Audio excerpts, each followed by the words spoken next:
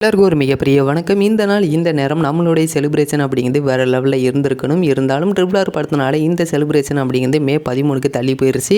இருந்தாலுமே கூட நம்ம எஸ்கேஎன் ஃபேன்ஸ் எல்லாருமே இன்றைக்கி கொஞ்சம் சோகமாக தான் இருக்காங்க அப்படின்னு சொல்லலாம். ஏன்னா RRR படம் இன்றைக்கி வெளிவந்தாலுமே கூட இதனால் தானே டான் படம் ரிலீஸ் டே தள்ளி போணுச்சு அப்படி மாதிரி RRR மேலே கொஞ்சம் கோபமாக இருந்தாலுமே கூட நம்ம எஸ்கேஎன் காலையிலேயே RRR படத்துக்கு வாழ்த்துக்கள்லாம் சொல்லியிருந்தார். நம்ம எஸ்கேஎன்னுடைய பெரிய மனசுக்கு நம்ம பாராட்டியே ஆகலாம்.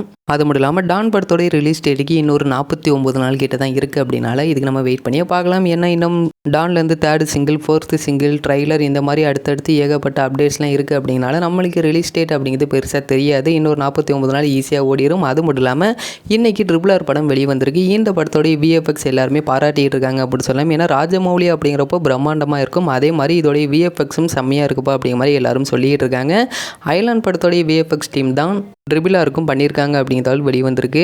அதனால் நம்ம ஏற்கனவே சொல்லியிருந்தோம் அயலான் படத்தோடைய CG ஒர்க்ஸ் மற்றும் VFX எல்லாமே ஹாலிவுட் தரத்தில் இருக்கும் அப்படிங்கிற மாதிரி சொல்லியிருந்தோம். அது எல்லாமே ஹாலிவுட் தரத்தில் இருக்கும் அப்படிங்கிறதுல எந்த ஒரு சந்தேகமும் இல்லை. அதுக்கு எடுத்துக்காட்டாக தான் RRRோடைய VFX. RRR படத்தை நீங்கள் பார்த்துருந்தீங்க அப்படின்னா அதோடைய VFXலாம் எந்த மாதிரி இருந்துச்சு அப்படிங்கிறத கீழே கமெண்ட் பண்ணுங்கள். இந்த ஒரு வீடியோ உங்களுக்கு பிடிச்சிருந்தா ஷேர் பண்ணுங்கள், லைக் பண்ணுங்கள். மறந்துடாம எங்களோட சேனலை சப்ஸ்கிரைப் பண்ணிங்க.